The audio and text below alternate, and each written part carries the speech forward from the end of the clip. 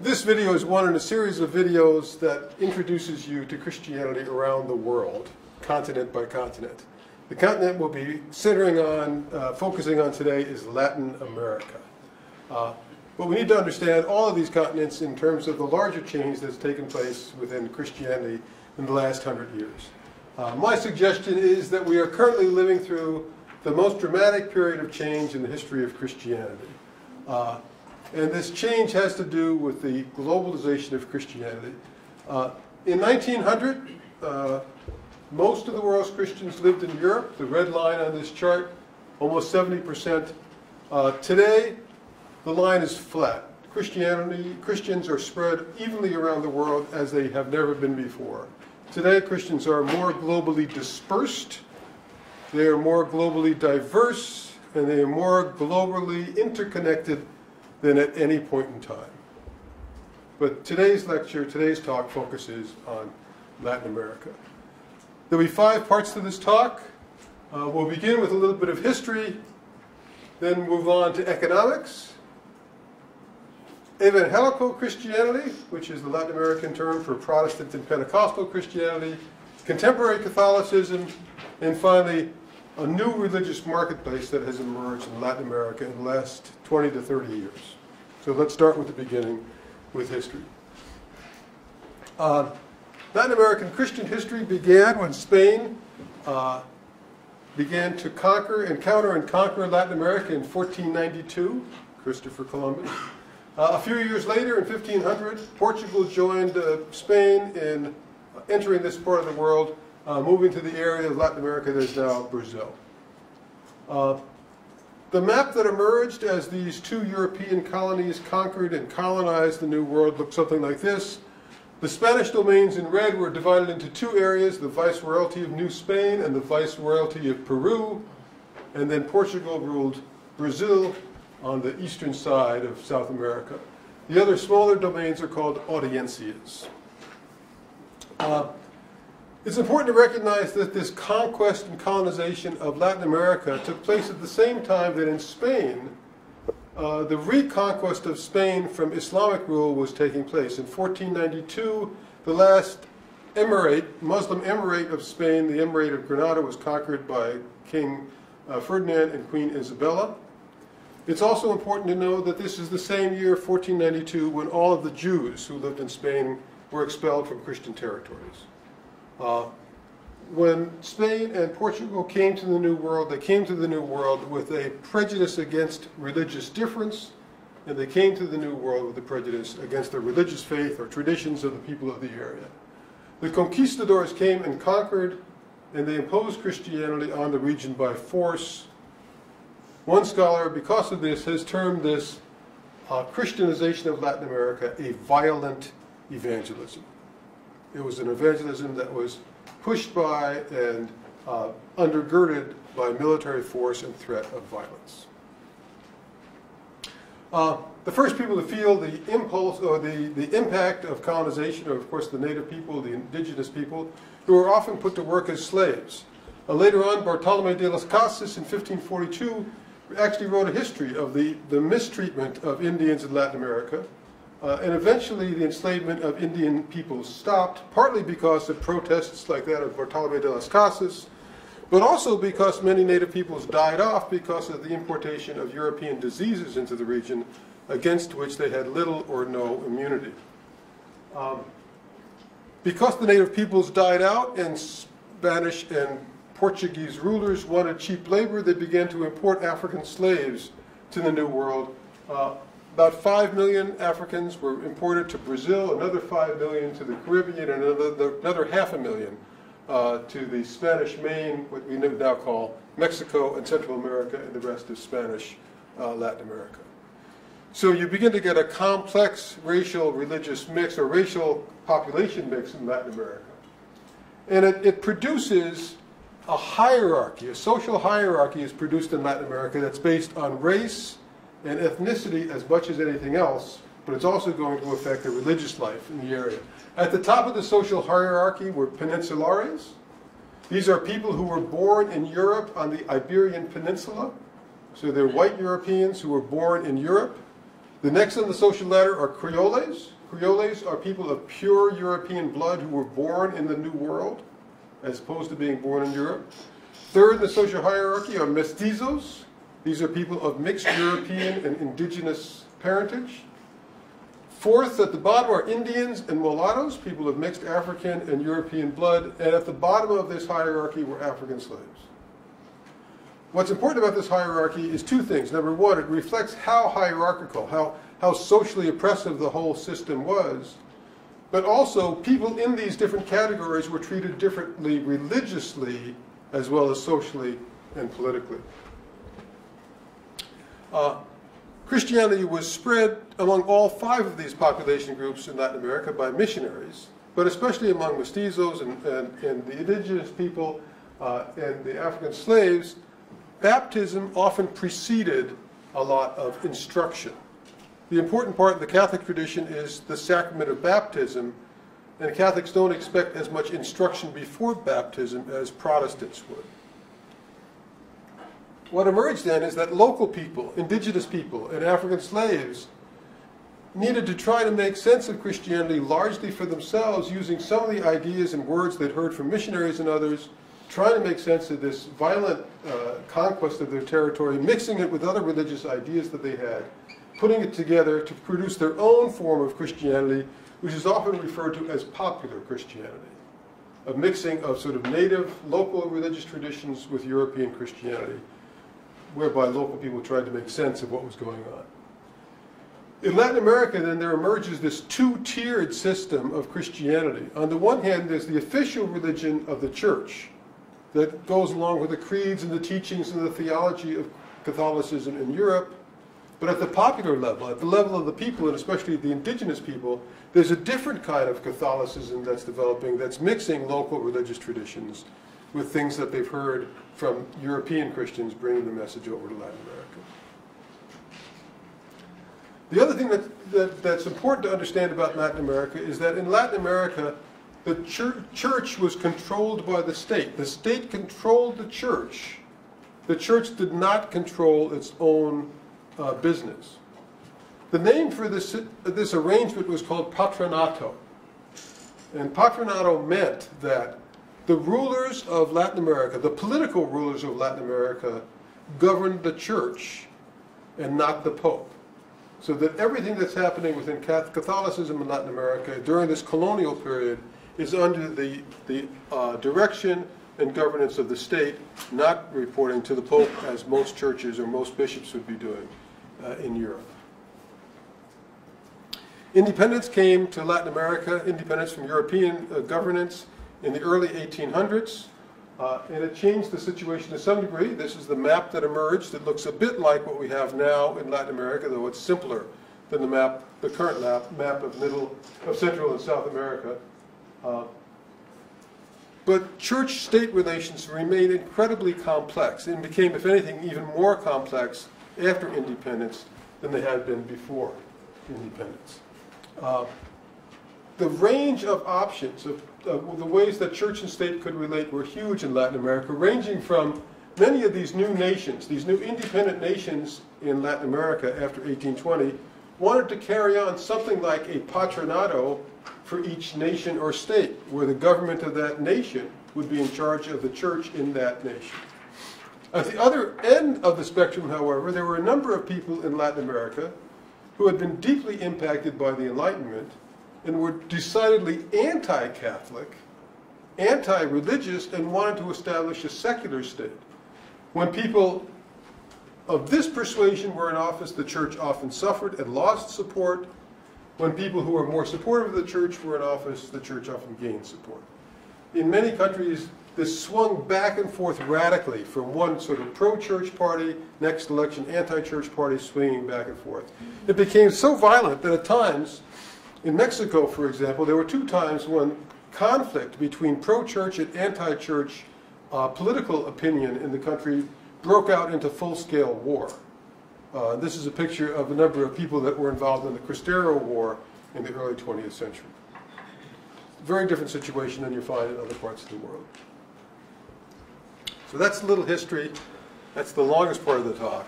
Now we want to talk a little bit about economics in this part of the world. Economics are important because economics have had a huge impact on the shape and flavor of Christianity in Latin America. In Latin America, the big issue with regard to wealth economics is that there's an incredible disparity between the wealthy people in society and the poor.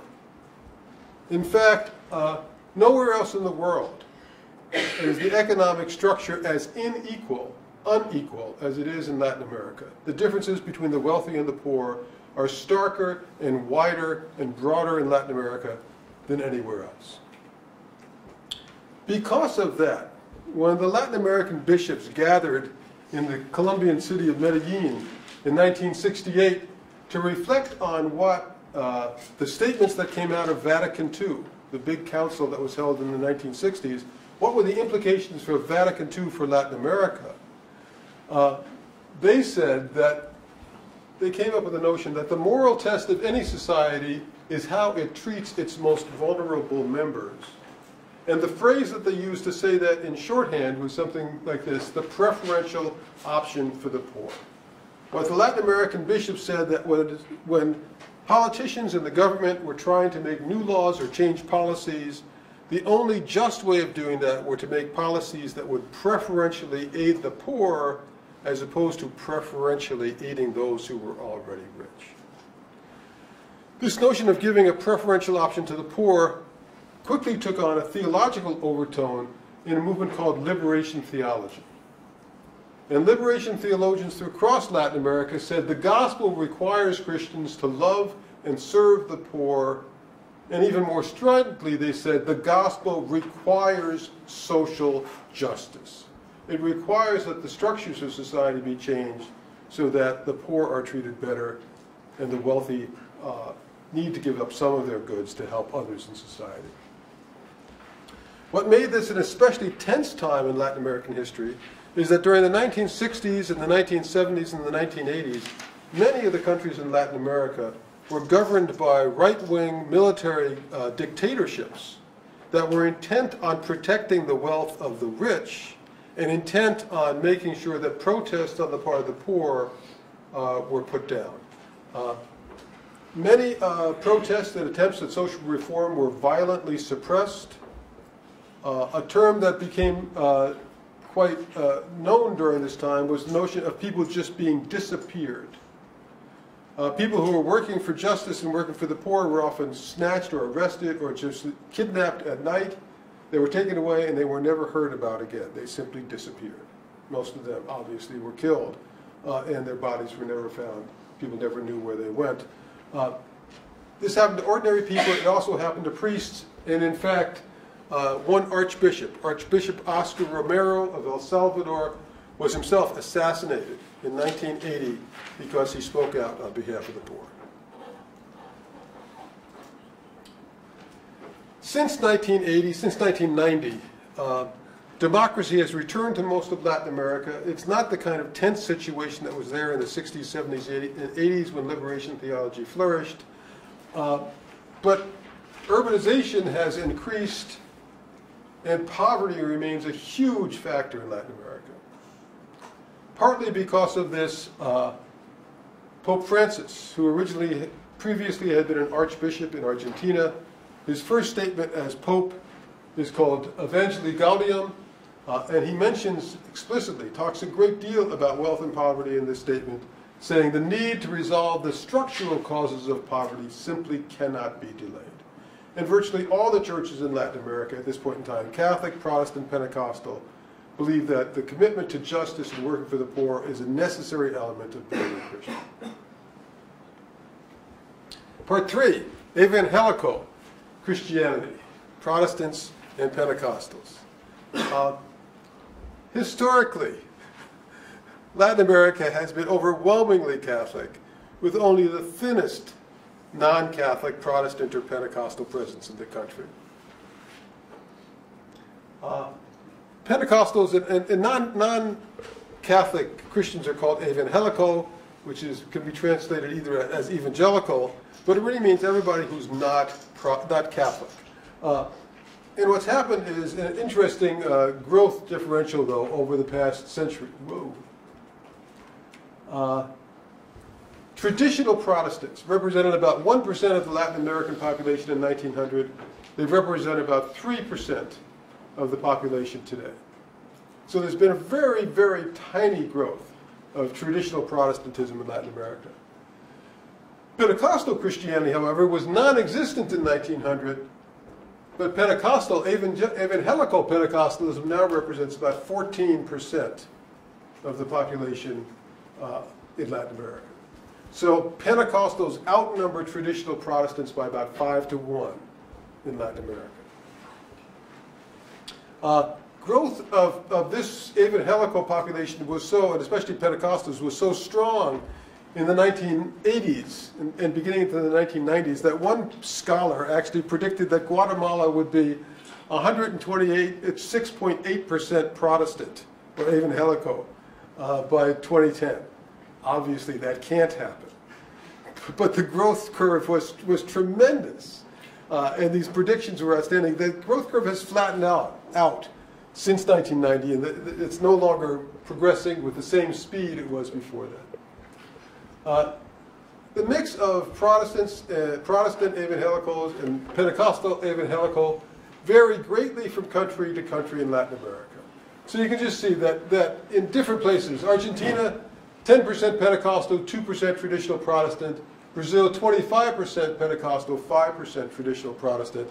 Colombia, very small evangelical presence. Guatemala, much bigger. Mexico, small again. So this varies. It's not as if all of Latin America is the same. This varies greatly from country to country in terms of how evangelical versus Catholic the Christian population is. So is Latin America turning evangelical? The answer is no. At this point in time, they're not. The trend has slowed down, but Christianity in Latin America has become incredibly more complex because of the growth of Protestant and Pentecostal evangelical Christianity. Part 4, contemporary Catholicism. Traditional Catholicism in Latin America was a kind of cultural faith. It was assumed that you essentially became Catholic by growing up in a culture that was thoroughly Catholic itself. You just imbibed it from the air. You became a Catholic by simply living in this culture. And that's the way it worked for centuries in Latin America because virtually everyone was Catholic.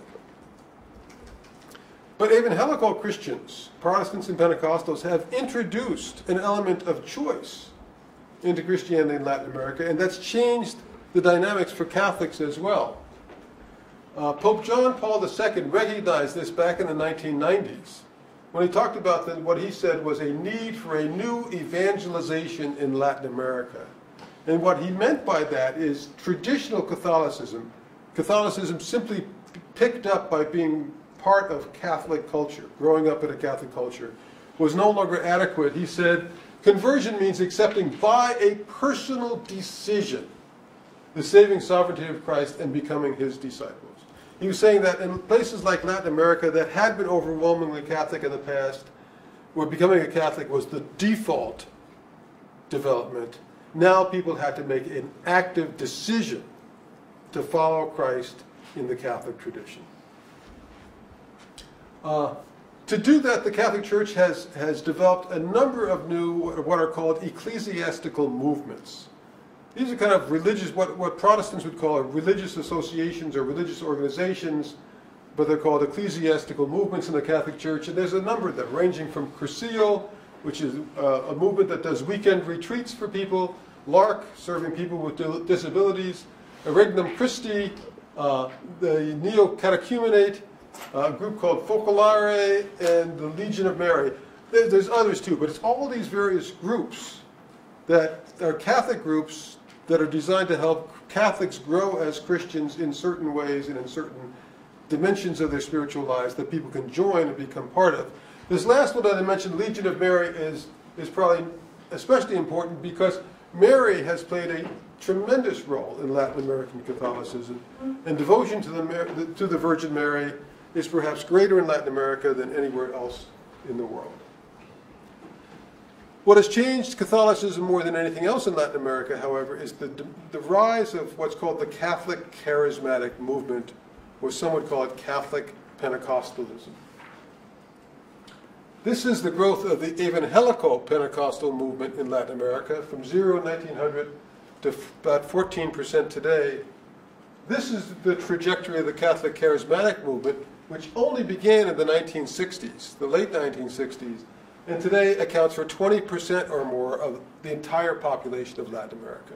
It's a huge movement that has brought a tremendous amount of vitality and spiritual energy back into the Catholic Church and given Catholics a Pentecostal choice within their own church rather than perhaps leaving the Catholic Church to become Pentecostal in an evangelical church.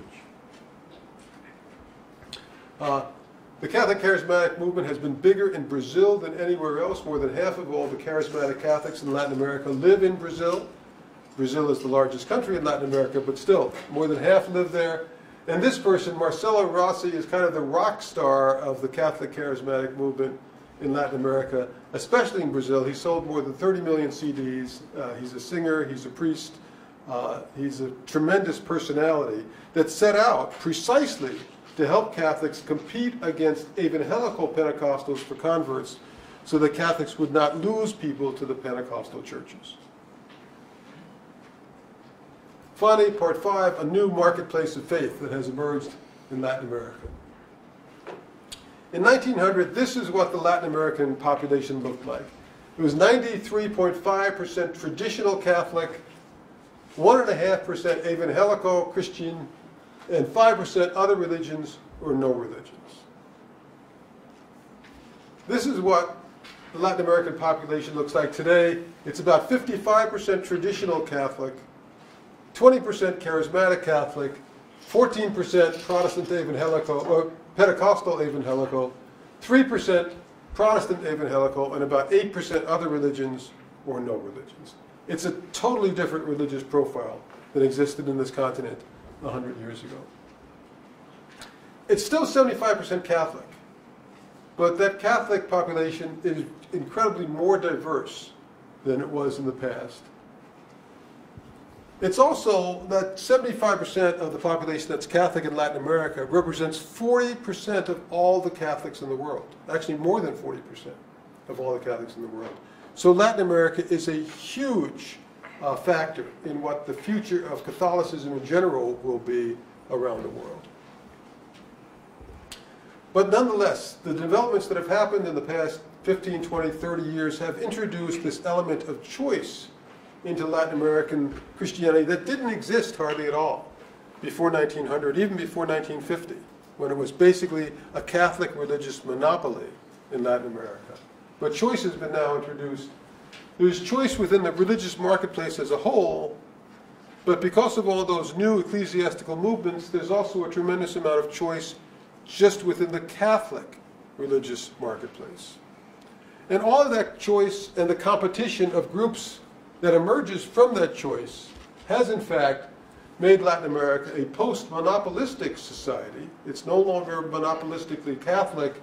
It's also one of the most religiously vibrant continents on earth. That's a short introduction to Christianity in Latin America. Thank you.